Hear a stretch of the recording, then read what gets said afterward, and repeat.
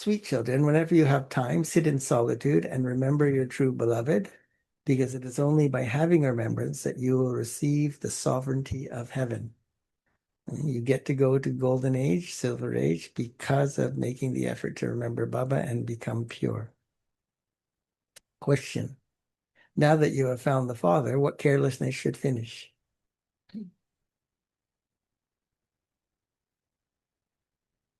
So it's more, this point is about in your body consciousness, you assume a bunch of things and take things for granted.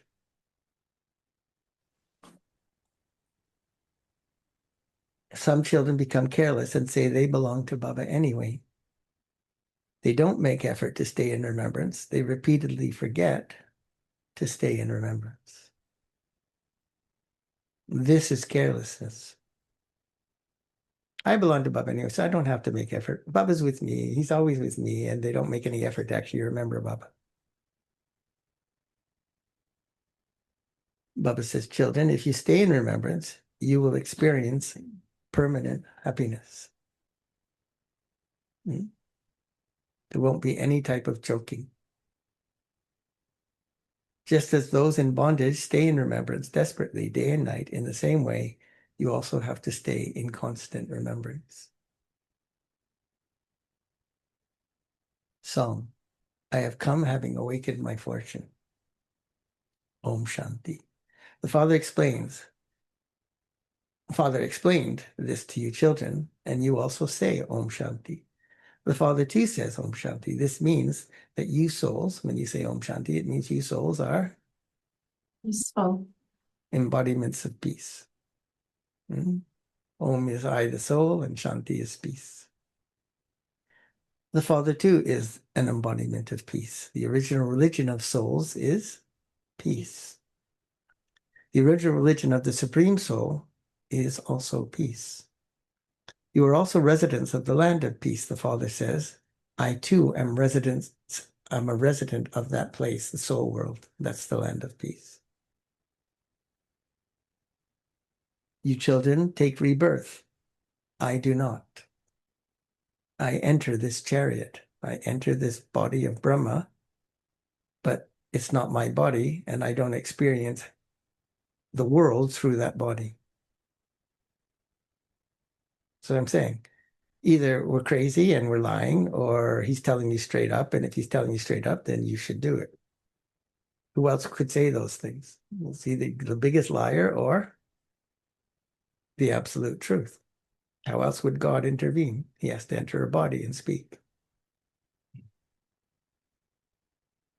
This is my chariot. If you were to ask Shankar, which you cannot really ask him. But if, for instance, you were to go to the subtle region and ask him, he would reply that that subtle body is his. But he can't reply because he's not a conscient living being.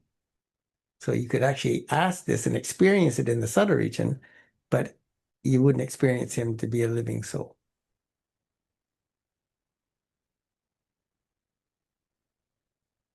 He would reply that that subtle body belongs to him, right? So therefore, he's not God. In Hinduism, they worship him like he's God. Shiv Baba says, this is not my body. So why did he use that as an example? He could have said Vishnu or Brahman, and the same answer would be true. More so even for Brahma, because Brahma is in the subtle region, right? Although in the Psycho Murli, he's down here. So why did he use Shankar as the example? That if you could ask Shankar, he didn't say if you ask Brahma. because a lot of Bharatvasis confuse Shankar's body with Shiva. They confuse Shankar with Shiva. And so by saying Shankar says, this is my subtle body, then he's saying, I'm not God. Therefore, you can't say Shankar is equal to Shiva. Right?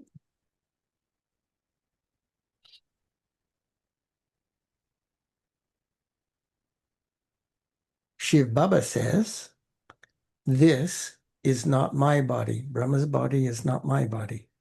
Brahma is sitting in that body and listening to what Shiv Baba is saying.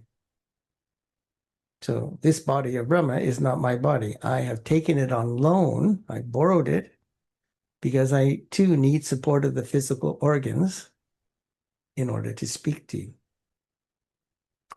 The first and foremost thing to be explained is that Sri Krishna is neither the purifier nor the ocean of knowledge. Now, can he speak to you in your yoga? Yes. But you're not sure for sure because you have an ego body conscious problem. You're not sure if what you heard is exactly what he said. So therefore, when you hear him speak through the body of Brahma, he's fully present. He's using a mouth to speak. You can't really misunderstand what he's saying. And yet being true, how many Brahmins still misunderstand what he's saying?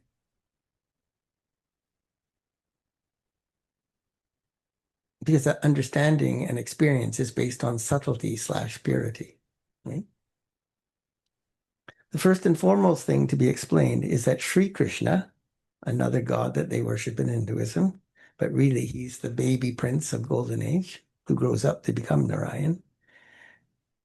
The first and foremost thing is that Sri Krishna is neither the purifier nor the ocean of knowledge. That God could not be, the God who is called the purifier, the ocean of knowledge, cannot be a human being, so he can't be Sri Krishna. So why are all the Hindus worshiping Sri Krishna?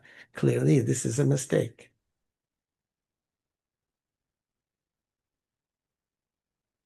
Sri Krishna does not purify impure souls. He cannot, incapable of purifying impure souls. He just comes and rules in the pure world of Golden Age, heaven. First, he becomes a prince, and then he becomes the emperor, Narayan. He doesn't have this knowledge.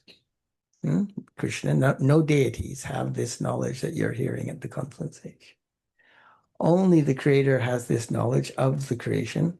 Sri Krishna is not called the creator, he is called the creation.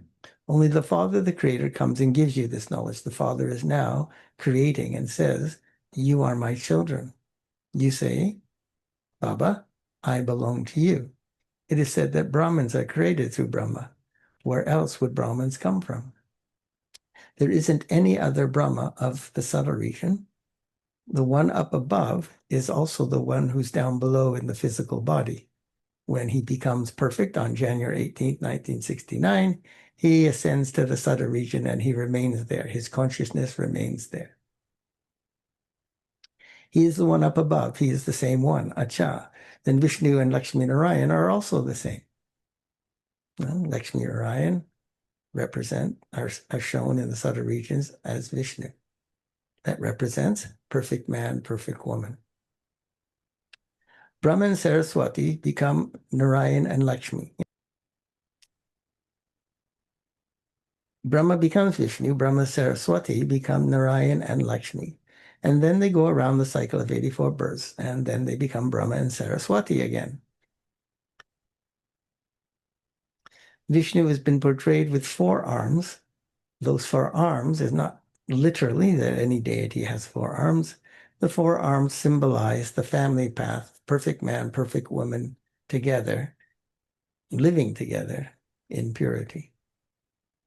The family path is continued in Bharat, the pure name for India, from the very beginning of the cycle. This is why Vishnu has been given 4 arms. Here there are Brahma and Saraswati who are making effort to become Lakshmi Narayan Vishnu. Saraswati is an adopted child.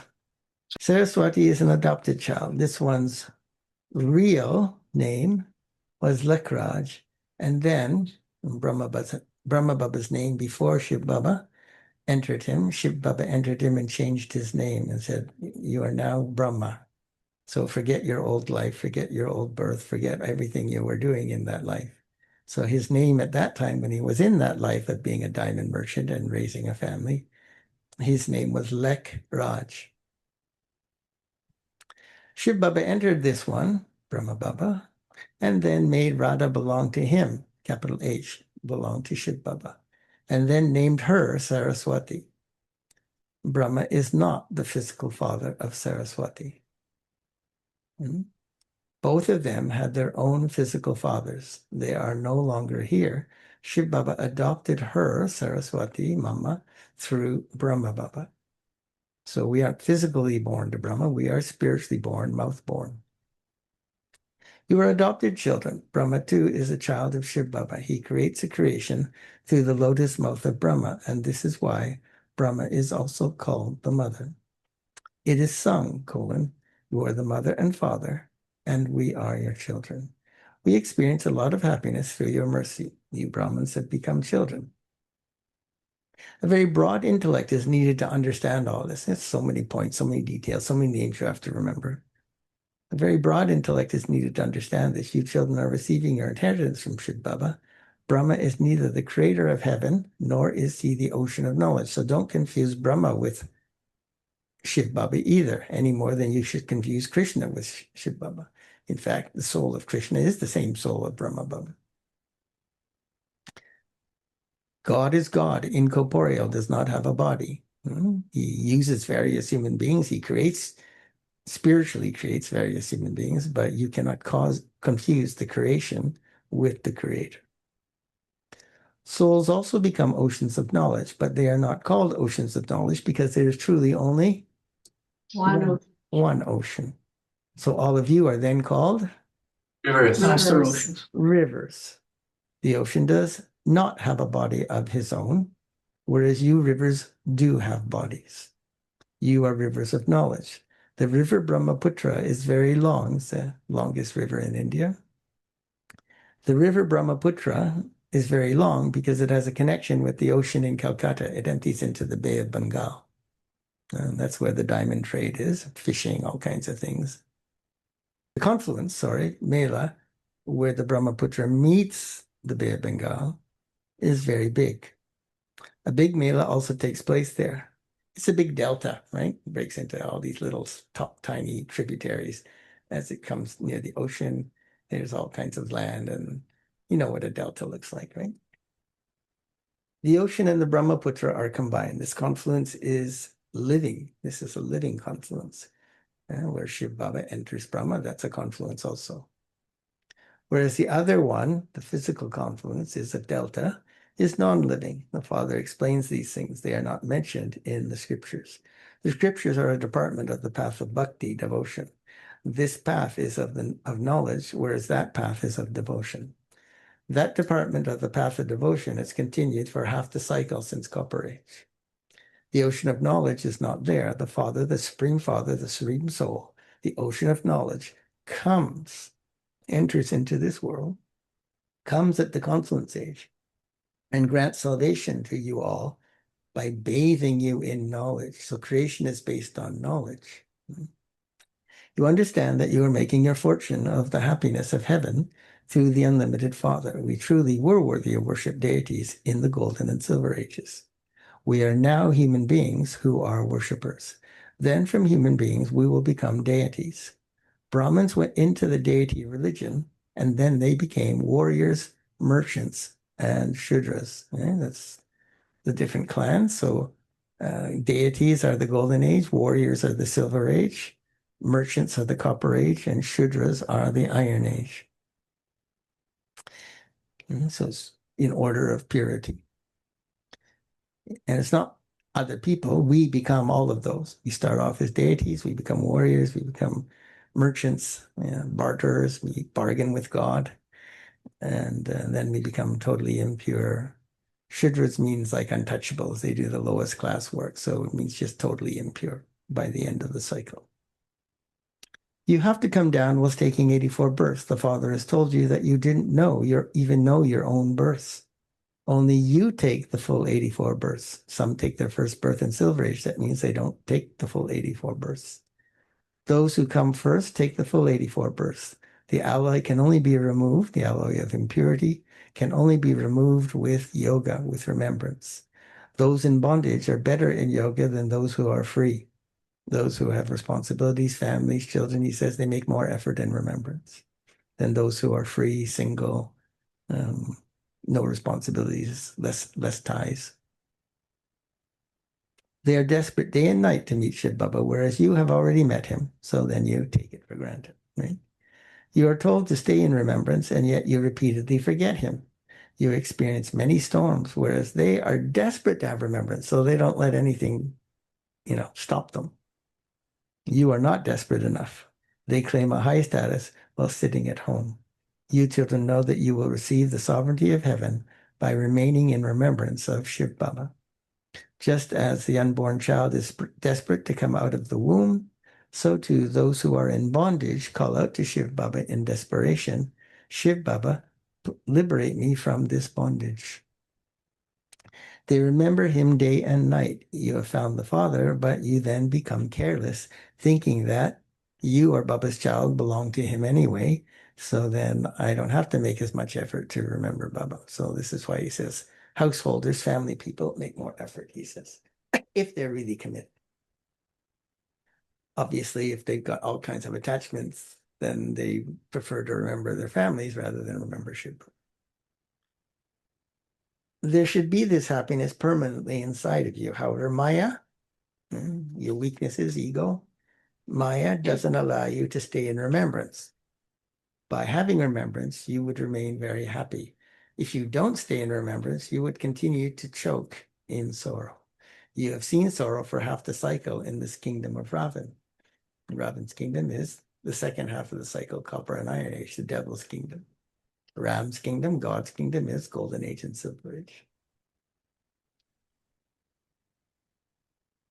You've seen sorrow for half the cycle in this kingdom of Ravan, semicolon. There has continued to be untimely death. Untimely death obviously means you experience sorrow. There is sorrow anyway. Remember, in Golden Age, you all lived to an average of 150, a very long life. So therefore, there's no sudden death. No matter how wealthy someone may be, he will experience sorrow. He still experiences sorrow. Because there is untimely death. No one dies an untimely death in the Golden Age. They never fall ill. At that time, they just naturally shed their body and take another. Baba says they get a vision of their next body, so they know it's time to let go of this body. So there's no pain, there's no suffering. That's called the land of happiness. People think that the things of heaven are just your imagination.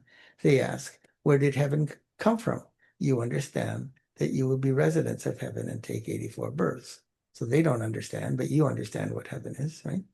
The whole play is based on Bharat. You know that you become pure deities and warriors for 21 births, and that you then become merchants and Shudras. You have now become Brahmins once again.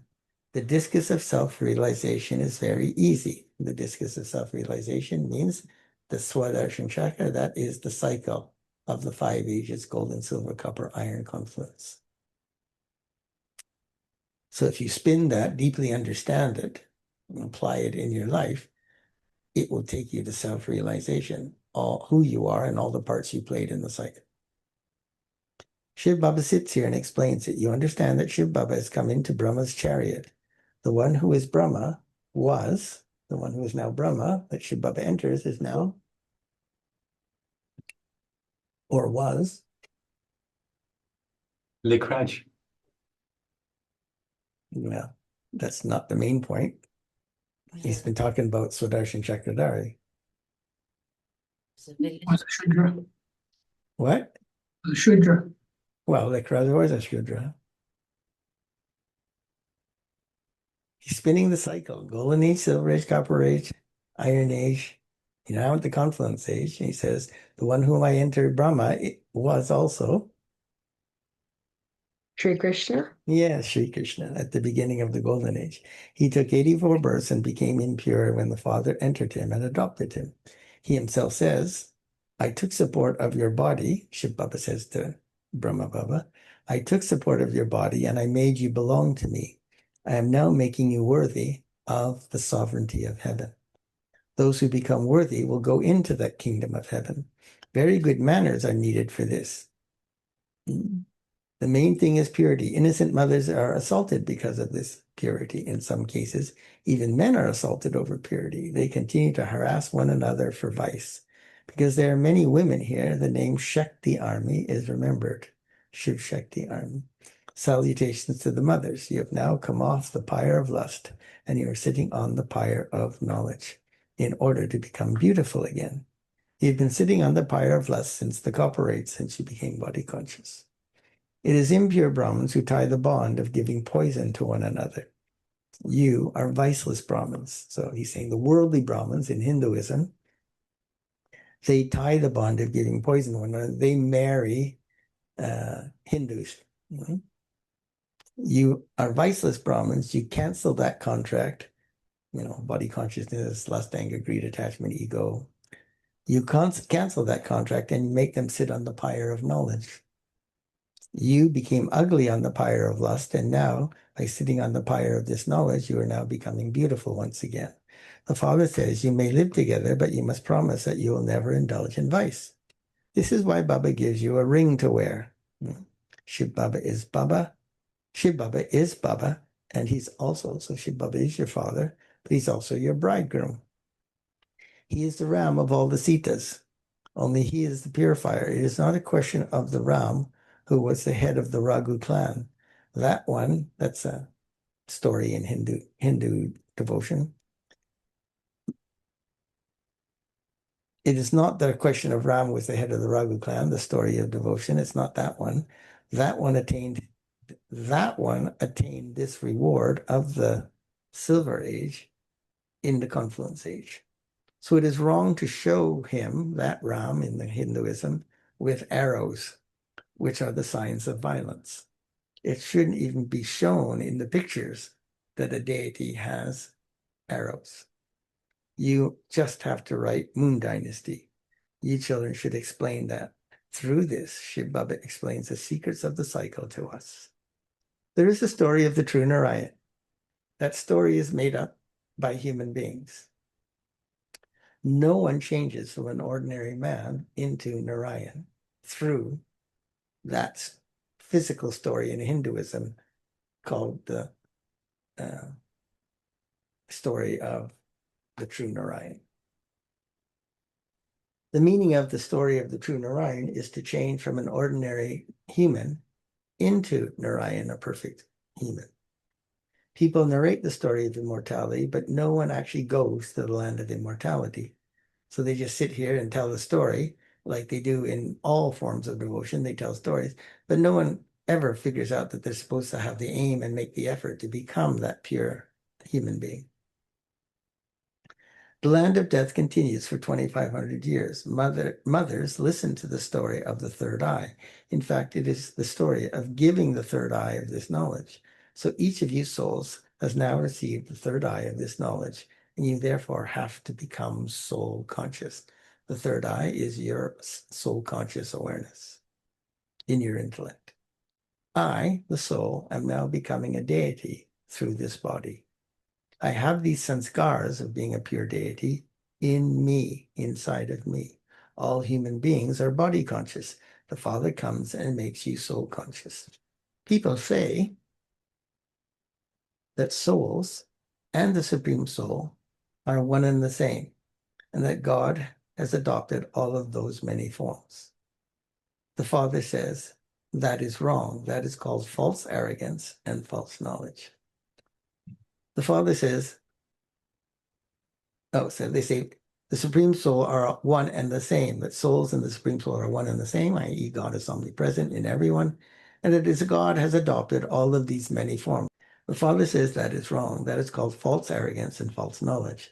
The Father tells you that he is a point. You didn't know this previously, that God is just a point. And this one, Brahma, also did not know it either, that Shiv Baba was just a point. The Father now explains to you, and so there should be no doubt about this. So Shiv Baba had to enter Brahma and explained even to Brahma that I'm just a point. Because Brahma grew up as a Hindu, and he had memorized all these false things that are in the Hindu scriptures. There should be firm faith that Baba definitely only speaks the truth. Shiv Baba. Those with doubting intellects are led to destruction. That's a line from the Hindu Gita. They will not claim the full inheritance of Golden Age.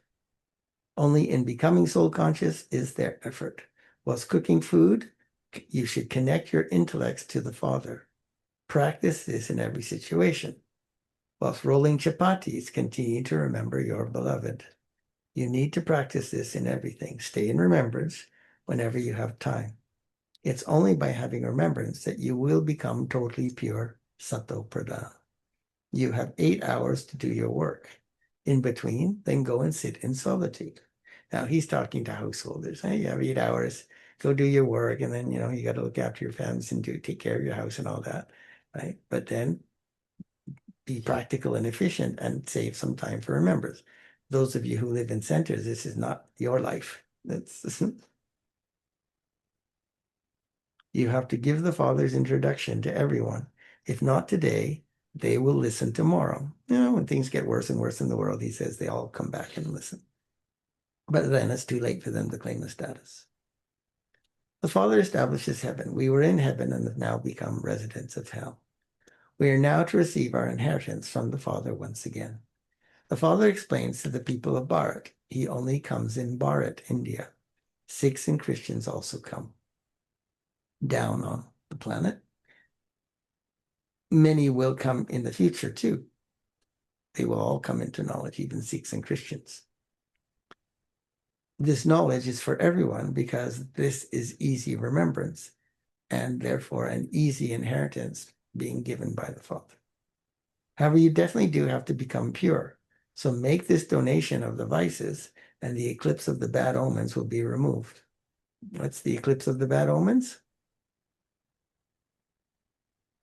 Give donation of your vices and what will be removed? Body consciousness. And then what's the point of it? Sorrow and suffering. Just because of your vices. And then there will be the omens of Jupiter for 21 births, omens of God's blessings for 21 births of heaven.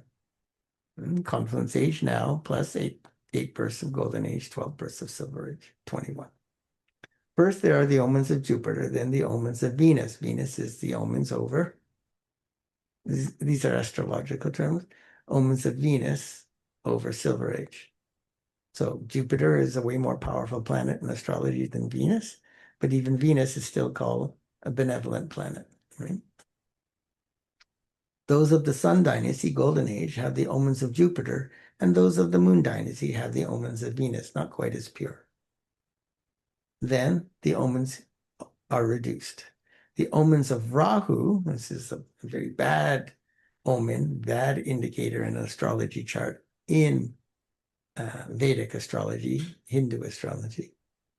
And the omens of Rahu are the worst omens. Jupiter is not a guru.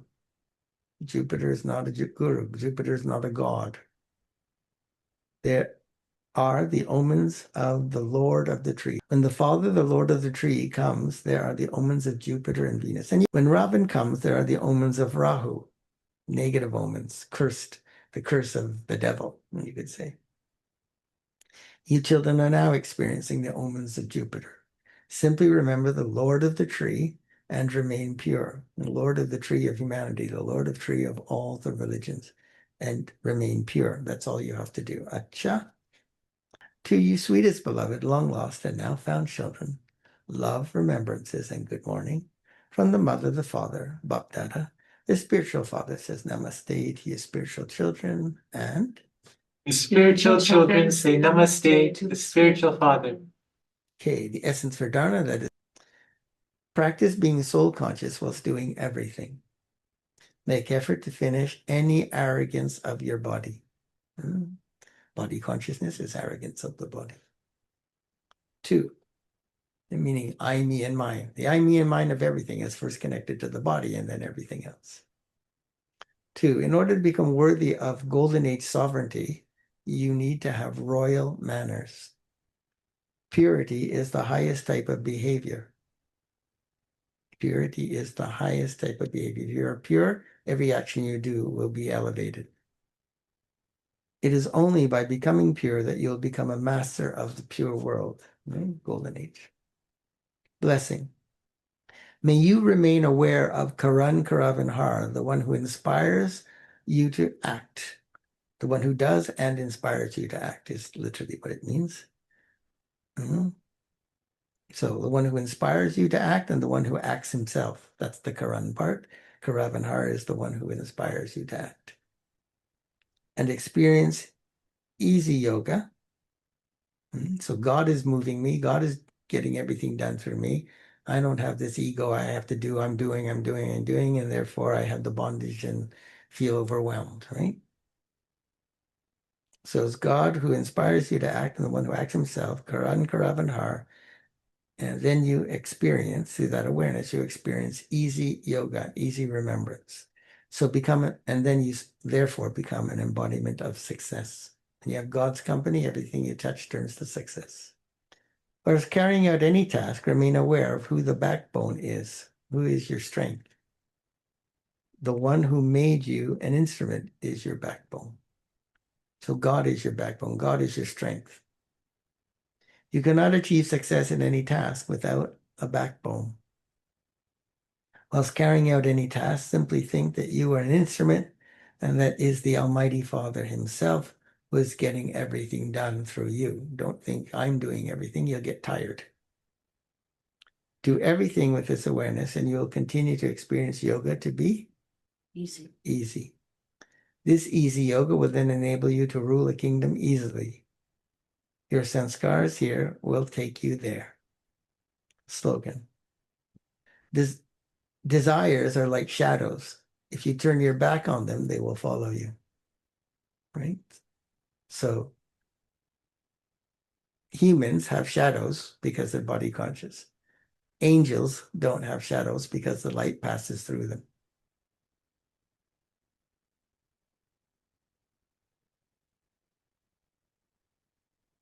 Of yet signal, to imbibe the virtues of sweetness and humility means to become great. I look forward to these every day because I am just gathering a database on sweetness and humility. For a whole month. Yeah, it's a blessing for me. Sweetness is such a special virtue that it even makes land filled with bitterness become very sweet. Even bitterness, bitter land that doesn't provide any food or fruit can be made very sweet through the virtue of sweetness. The basis of transformation of all of you are Baba's sweet words. What ultimately made you change? Yeah, you understood knowledge, you came to Murli, whatever. It was Baba's loving, sweet words that finally got you to start making effort to change. Sweet children, you are pure, sweet souls. These sweet words have transformed you. Baba's sweet drishti also transformed you. In the same way, with your sweetness, you must make others sweet. So sweeten your mouth. I feel like this chapter of my change of becoming sweet is like a whole brand new chapter in my life story of being a Brahmin and Baba's instrument. Constantly keep this gift of sweetness with you. By doing this, you will remain constantly sweet, and thereby you will also make Others. others sweet. Om Shanti.